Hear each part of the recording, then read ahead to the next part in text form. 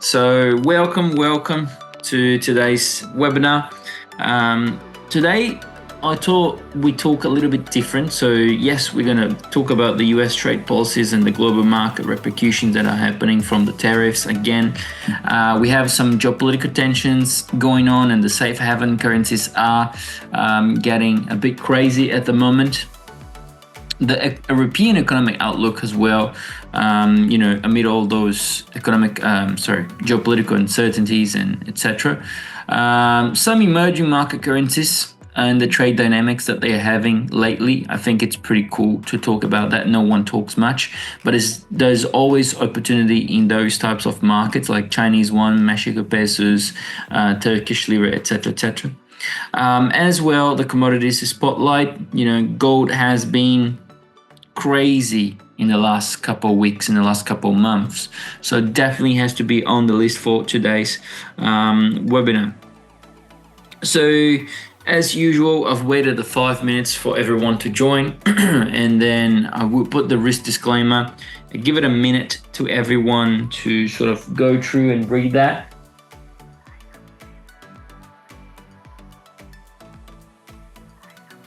Okay. Hopefully everyone could read through.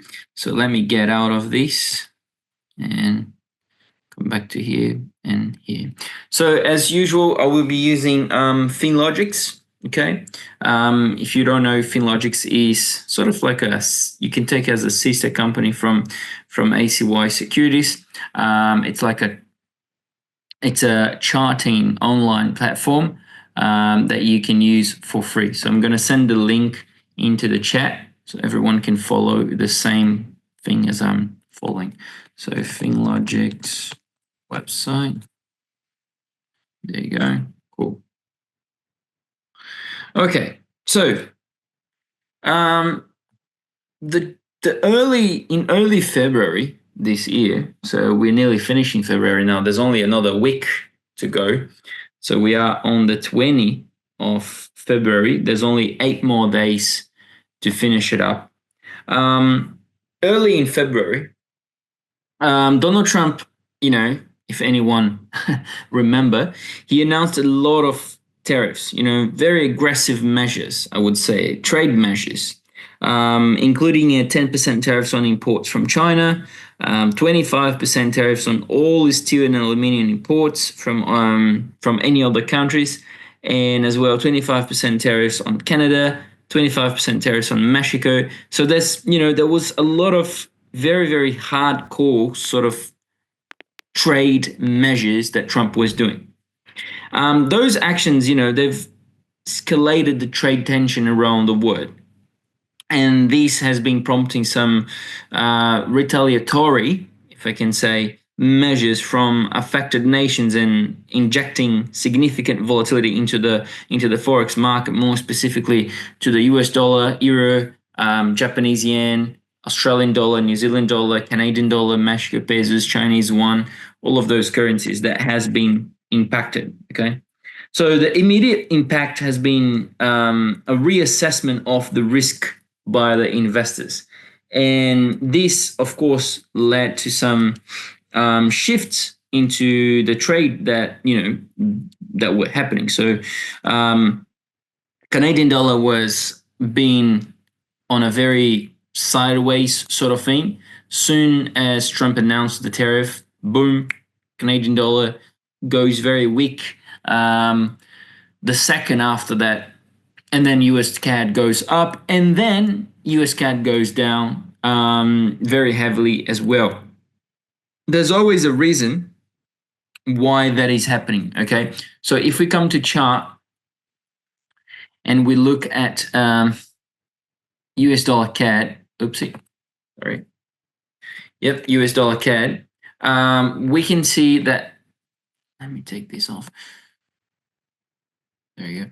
We can see that since Trump announced the tariffs, we had this huge up move, and then now a huge down move, and then we just trading sideways at the moment. So we were trading sideways since 5 of February, until the 14th, so 11 days. sorry, 9 days, and then this one here until 14 to 20 that we are now. So we have been ranging on US dollar CAD since then. Okay, same goes to US dollar Chinese yuan. That China has suffered a 10% 10% tariff. But Trump say that this is only the beginning for China and he plans to increment more as they go. So we had a huge up spike and then a down move, and then now we're sort of like a sideways market. Different from what we got here.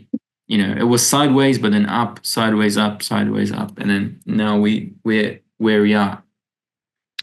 I was reading some bank researches, and some of the banks are expecting Chinese yuan. I think it was JPMorgan and Goldman Sachs expecting Chinese yuan, well, US dollar Chinese yuan to be at 7.5 by end of this year. So dips are good. Dips are good to buy. Those types of currencies, and they don't pay much swaps as well. Spreads are pretty good. Okay, so. As I say, the Chinese yuan has depreciated against the US dollar because the investors were sort of anticipating the reduced demand for Chinese exports, and same happened in other countries as well, like that have steel and aluminium to the US, such as like the Canada, the Mexico. They've experienced some sort of drawdown, as I show.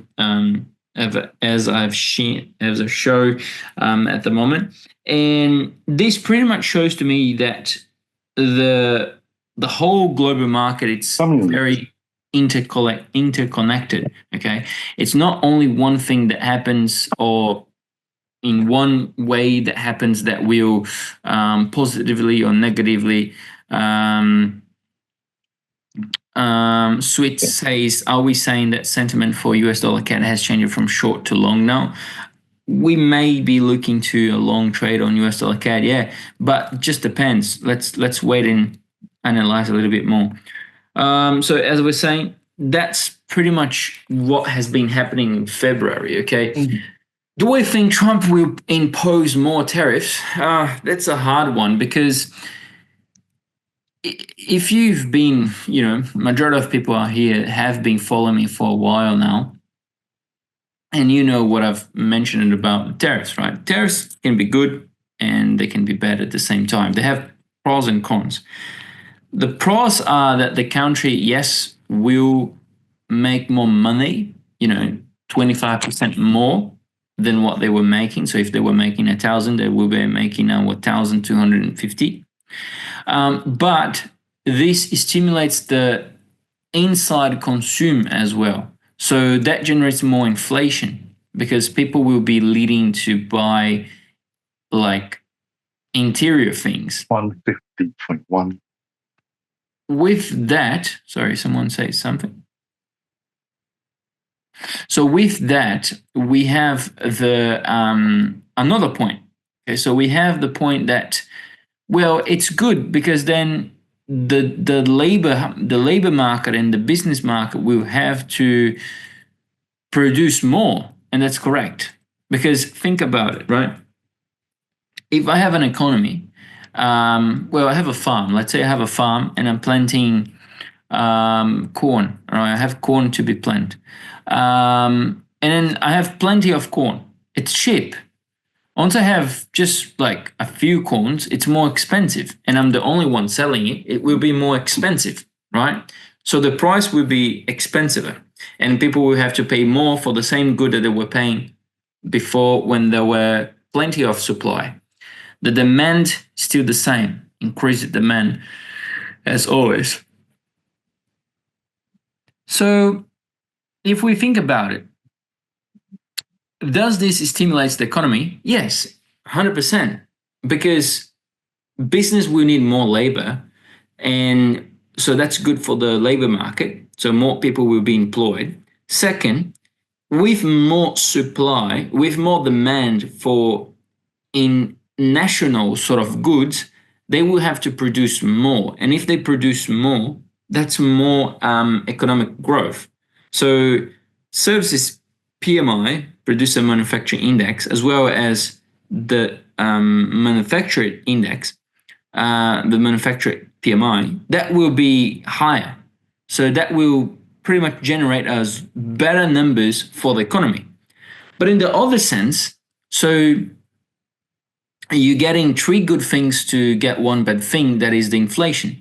So if you guys don't know, but Jerome Powell, where the first time he mentioned tariffs and the first time he mentioned Bitcoin as well, last monetary policy that they had on January, that was the first time he mentioned Bitcoin in ever. I've never seen him mention it. He may be, but I've never.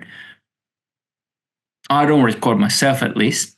And second, he mentioned about the tariffs and how the tariffs can impact the monetary policy and how they will need to adjust the instance to suppress the monetary policy to be like in balance with the tariffs. So it's real. It's getting real. Things are getting like chaotic at the moment. Okay. And coupled with that, we have some geopolitical tensions as well. Okay, so I've talked about the US trade policies and the global market repercussions. Now let's go for the geopolitical tensions.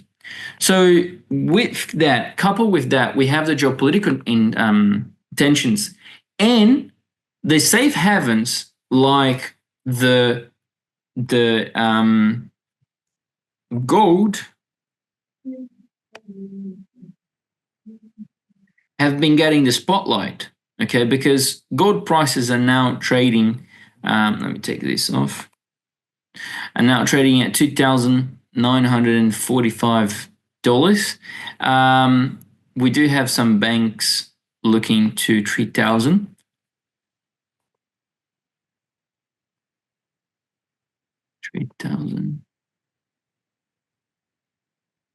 Good there. So there are some institutions looking to target 3,000, and there are some others looking to target 3,100.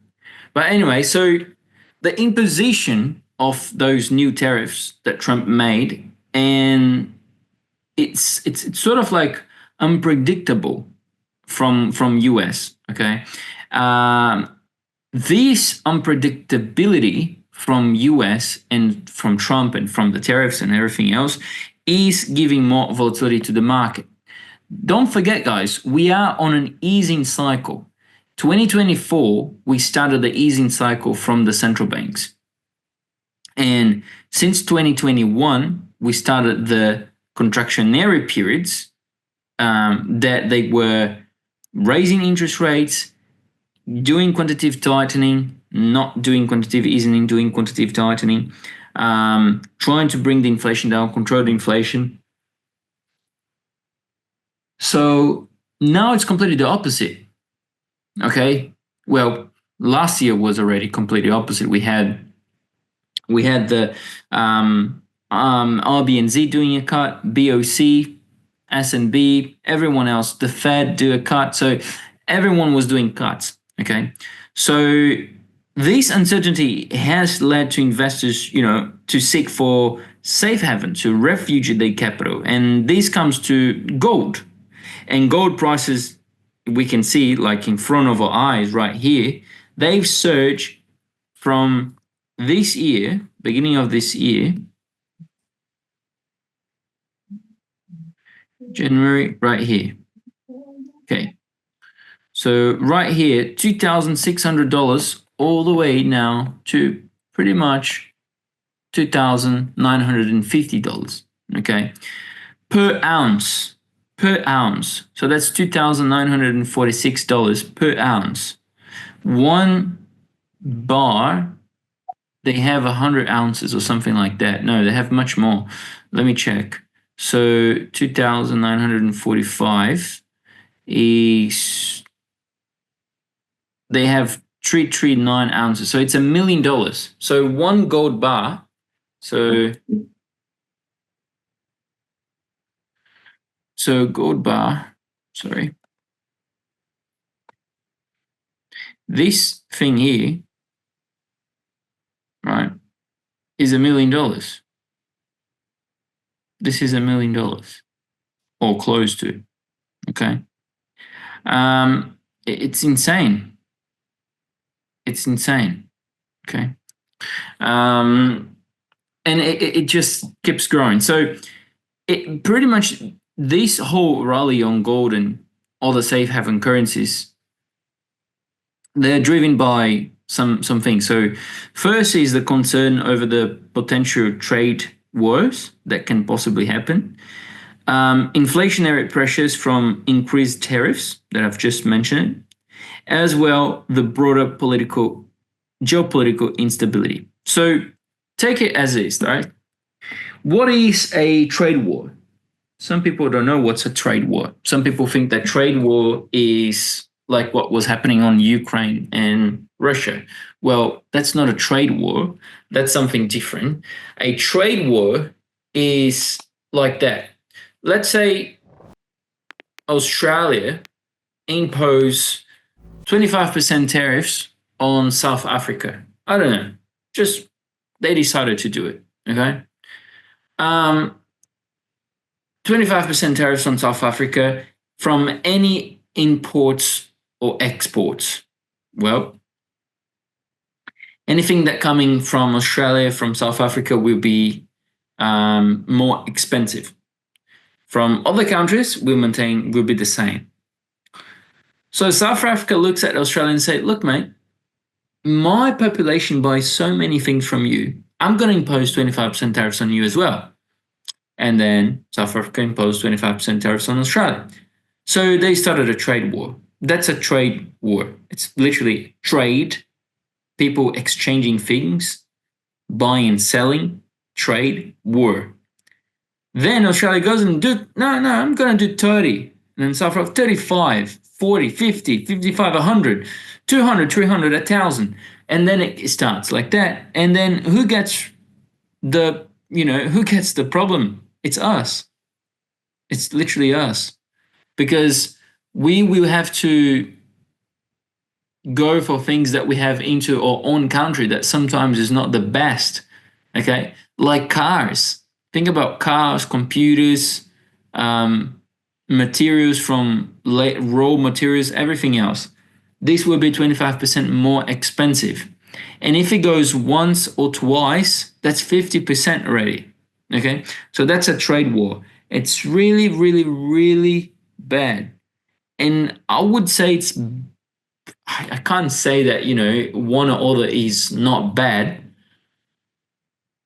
but I would say it's worse than having an actual war, having a physical war, okay? Because that will increase the inflation like a crazy thing. And to bring inflation down, it doesn't take you a year. It takes you 10 years. So we would be living the new normal life for 10 years.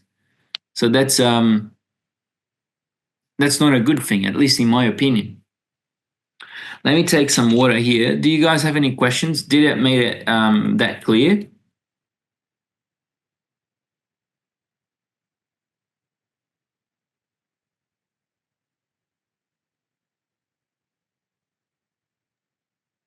Okay. I think that is clear. So the second thing is the inflationary pressures I've explained already. And then we have the geopolitical instability that comes exactly from that. Like we don't know what's going to happen tomorrow. And we literally don't know because Trump can come and say, look, I've called it Putin, and Putin is my friend, and he's going to stop the Russia and Ukraine problems. No worries. I'll solve it all. And euro goes up, US dollar goes down, and voila. That's exactly what happened in the last 2 weeks. Okay. And then actually Trump said that Putin is a what's the name? Dictator. I don't know if you guys heard that, but oh gosh, let me open here. Trump said that Putin is a dictator.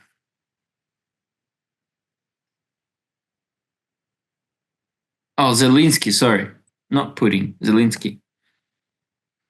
Trump calls Zelensky a dictator as he hits back at disinformation criticism. Guys, that's completely, oh my God. Oh yeah.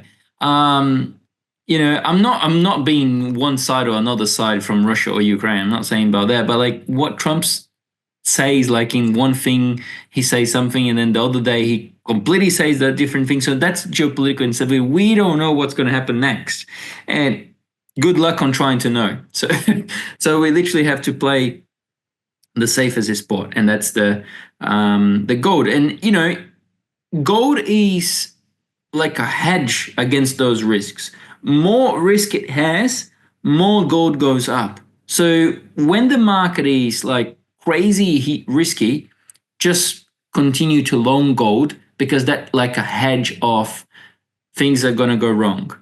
And the other point is that the central banks have been like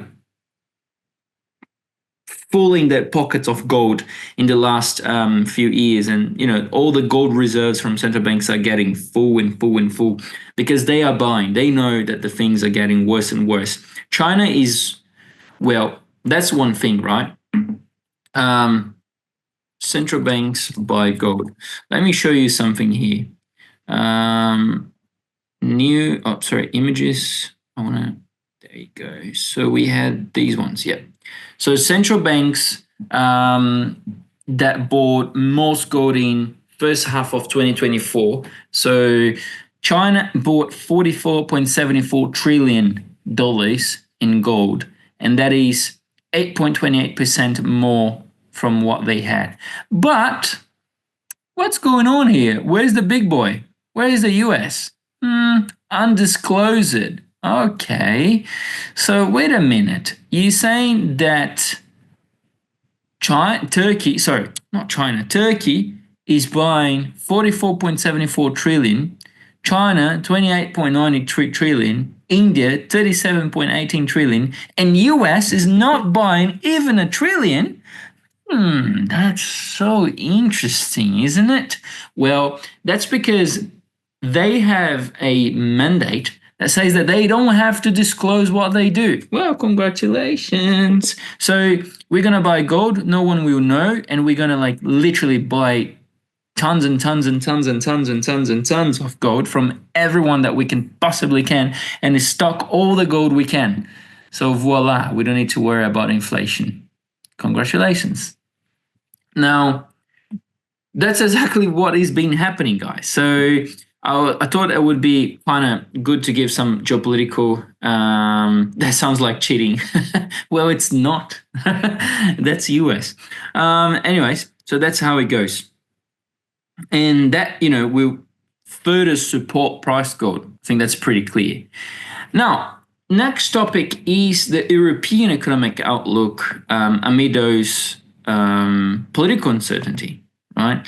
So if we look to Europe. Euro dollar.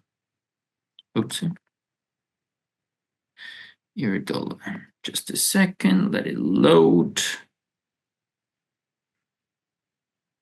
Okay, cool. Someone sent us a message. Sweet says hiding. They moves while they want to see other moves on. Yeah, man. Unfortunately, it is what it is. So there's not much we can do. Okay, so European economic outlook. Have some things noted down here on my side notes. So Europe faces a very complex economic environment that have been influenced by the internal political challenges and the external economic pressures. So the euro, as we can see here, let me zoom out even more so we have a bigger picture. We are on a consolidation. Yes, I know. Yes, I know. That's the music, right?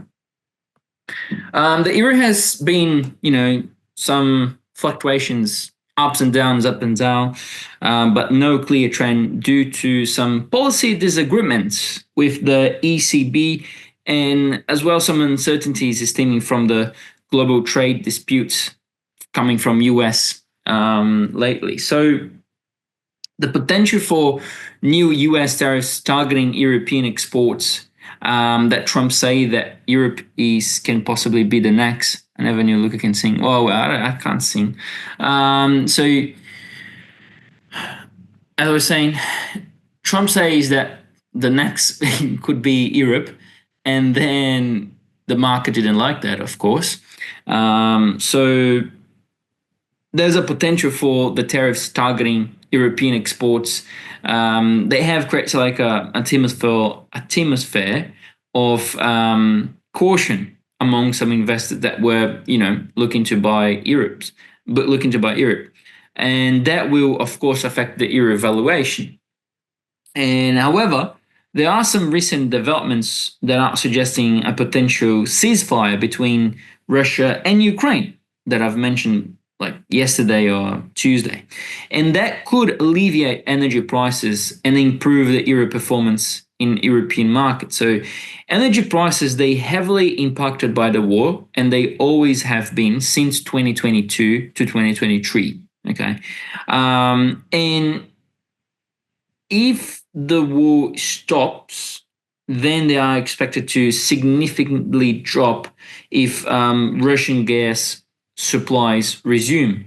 And this will boost the European economy. And then despite the optimism that is going on around those sort of headlines, there are some concerns about the long-term economic outlook.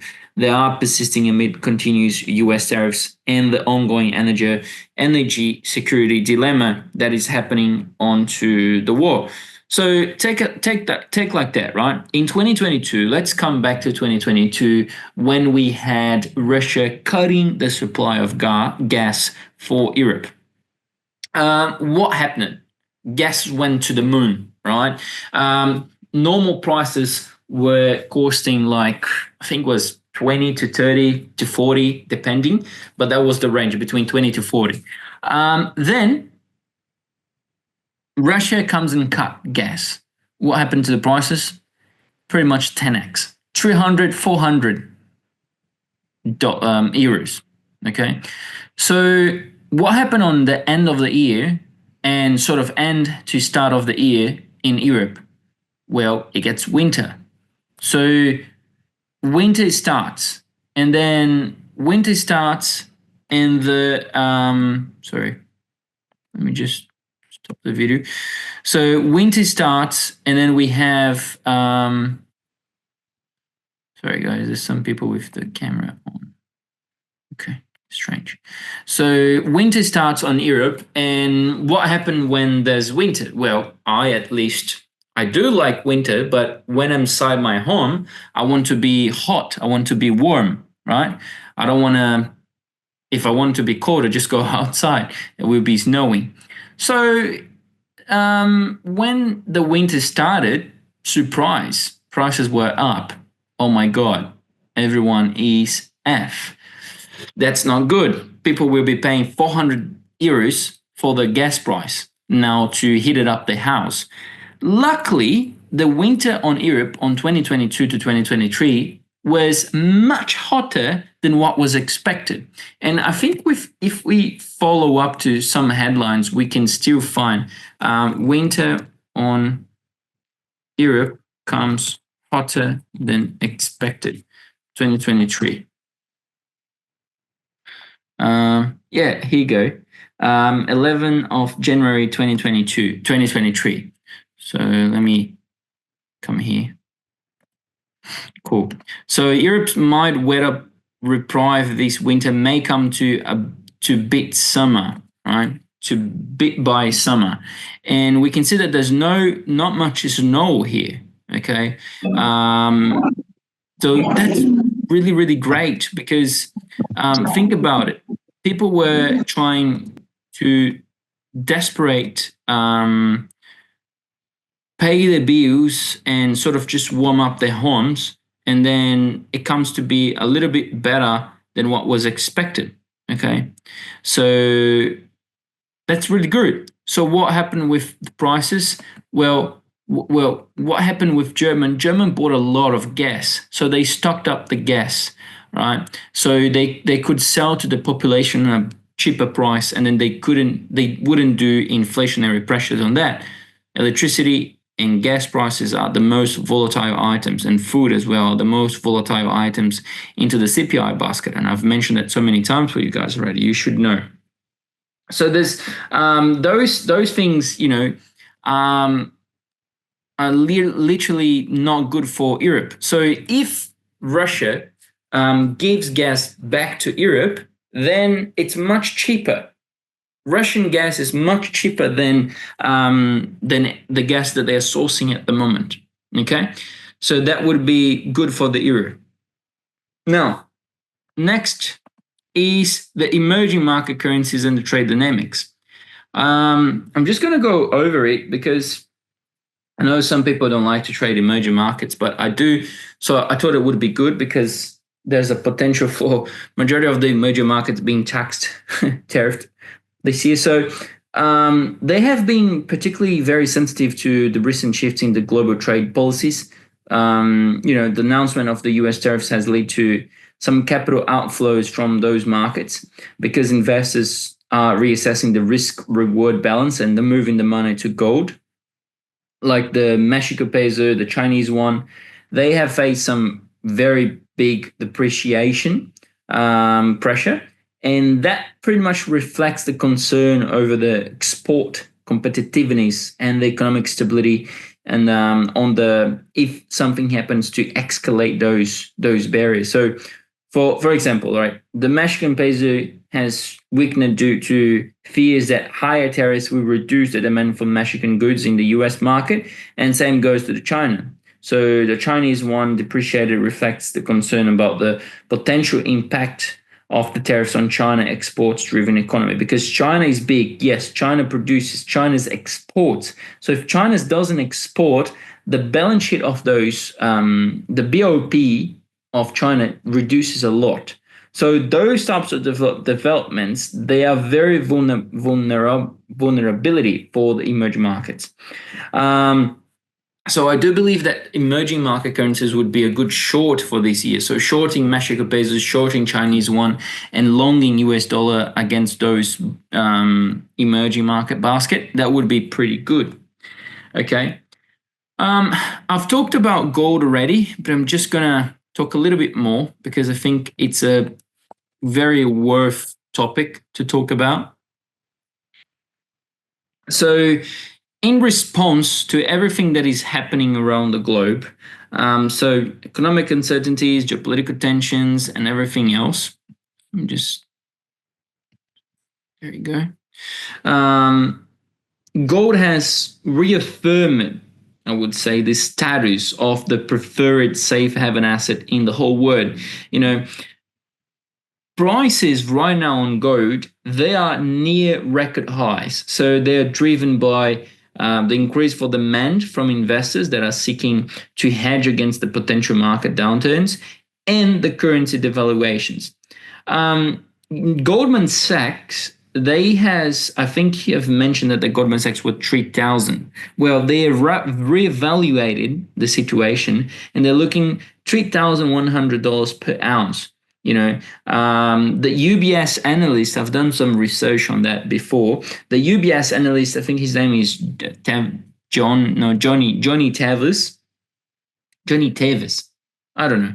He's looking that it could be to $3,200 this year before the price is stabilized. So pretty much they're thinking that gold can continue to push higher and then stabilize on that bigger price. Okay, so all of those factors combining are getting to more increase on gold and more economic uncertainties, inflation concerns, central bank policies, geopolitical, trade tensions, everything else is just pushing gold up and up and up. So I do believe on gold higher, maybe 3,200, maybe 3,100, but definitely 3,000 by this year. Okay, maybe this quarter. We will see how this goes. So yes, there's a lot of things happening. There's a lot of potential trades. We have so much geopolitical tension. So these are the factors that are influencing the market at the moment.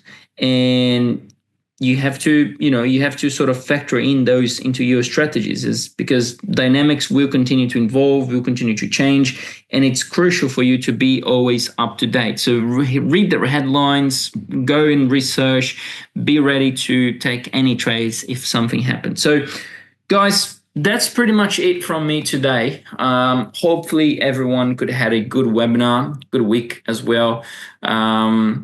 We don't have webinars anymore this week, so only next week now on Tuesday, Wednesday, and Thursday, back to normal, 5 to 6 p.m. And that's pretty much it. So thank you so much for coming. So thank you so much. Have a great one, and I'll see you soon. Bye-bye.